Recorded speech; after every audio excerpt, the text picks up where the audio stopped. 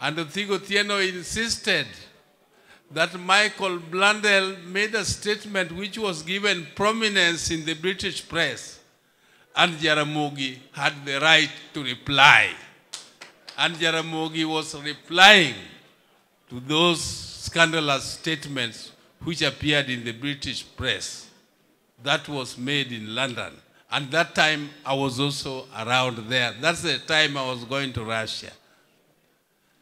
Now, ladies and gentlemen, I want to take this opportunity to welcome all of you to this auspicious occasion, as I had said before, and also to introduce members of our family who are present here, the Jaramogi family. I would like them, I'm not going to introduce each one of them individually because there are many.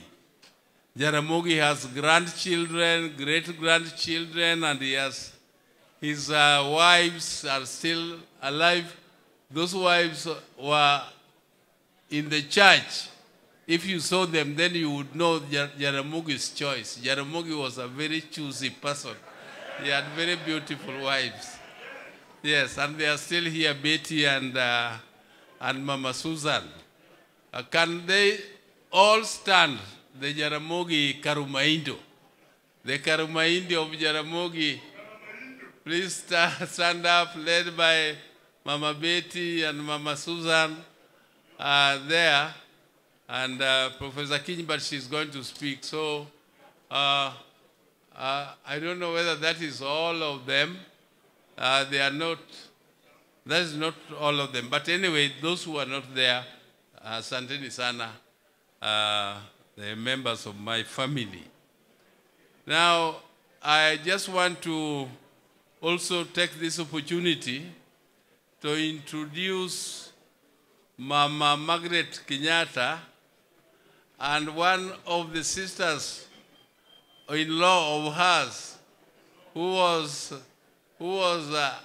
a student with my sisters. They have come here to represent their family. The former president, His Excellency Oburu Kenyatta, was not able to come. Personally, he has an engagement in DRC Congo, and his brother Muhoho has also sent his greetings to you. He is also away, he is out of the country, and Mamangina, all of them have sent greetings to you. And particularly Mamangina, we have very, very fond memories of her. She was a very good friend of my mom, Mary. She used to call my mom Mary. And when you go back, please pass our best regards to her. Our family has very, very fond memories of Mzee Kenyatta. If you go to Susan's house here in Milimani, you will find a room which was dedicated to Mzee Kenyatta, and that is where he used to sleep. That is where he used to have his security there and himself sleeping there in those very, very good years. And I also want to tell you people who think that there was a very, very big rift between Jaramogi and Mzee Kenyatta. Mzee Kenyatta was respected by Jaramogi, and Jaramogi regarded Mzee Kenyatta to be his hero. Up to the time of death, when Jaramogi was mourning Mzee Kenyatta, he mourned him as a hero. They disagreed on ideological issues. The disagreements were ideological. Jaramogi believed in one way, he was supposed to deliver services to the people, and Mzee Kenyatta was believed in another one. And because of that, some people are mistaking that Mzee Kenyatta was against the Luo. Kenyatta was not against the Luo. The disagreement between the families were not tribal, they were not ethnic, they were ideological. And therefore they were genuine ideological differences which should happen in a healthy political atmosphere all over the world. So we appreciate and we continue. We'll continue to cement those relationships. We shall continue to revive and correct whatever mistakes. If there were any mistakes made by them, we shall correct them. And we shall remain friends forever with the Kenyatta family. We are your friends forever. Thank you and welcome here. Now, I also want to say that this year, which is the 30th anniversary of Jaramogi's demise, this is the year also which marks the 40th anniversary of my mom's death. Unfortunately, I want to tell you that my mother died when Raila was in detention. Some of you don't know how painful it is when your mom is buried. In your absence, you are in prison. We try to plead with the authorities to release him, at least to just come and say bye-bye to his mom, whom he loved greatly, whom he loved dearly.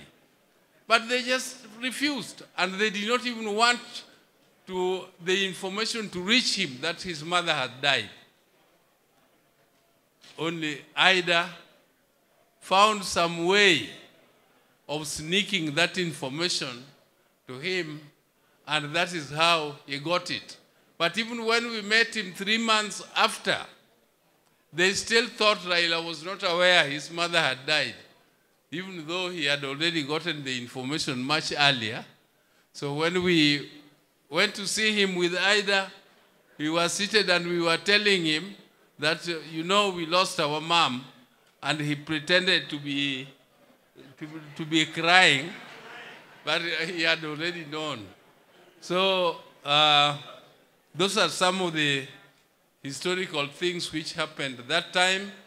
But you can see Raila, with all those tribulations, being in jail for over 8 years, he's still going strong. Anybody who thinks that, you know, you can see Oburu is still very strong. How about Raila? Just as a child, isn't it? A small child. So that, I just want to say that the man we are celebrating today, Jaramogi Oginga Odinga, was a very, very committed family man. He was a committed family man,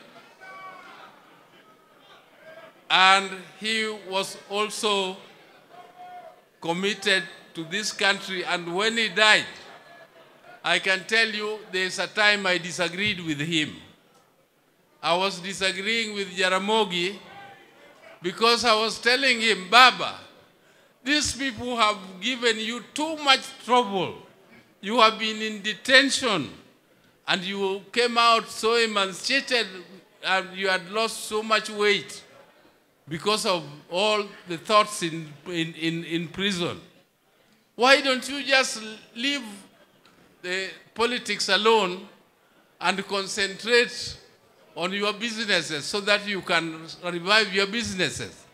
But Jaramogi told me that, my son, I have lived with you all these years, but it appears you don't know me.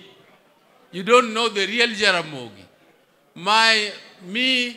All those things you are talking about, which call businesses and small things like those, only take less than a quarter of my heart.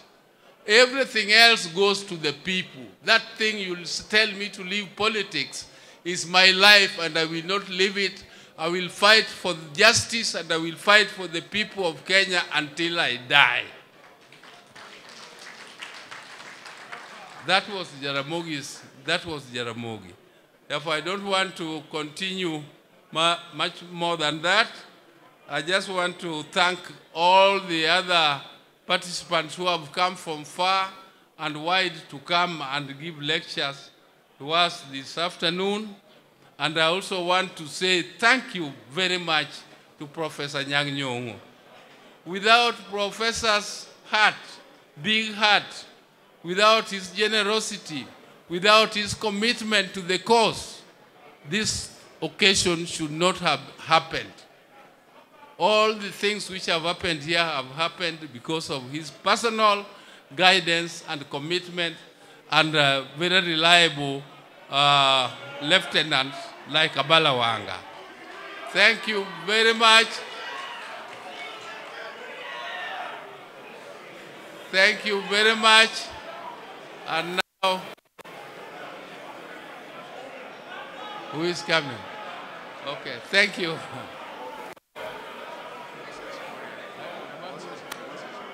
Oh, Moses Kuria. Okay.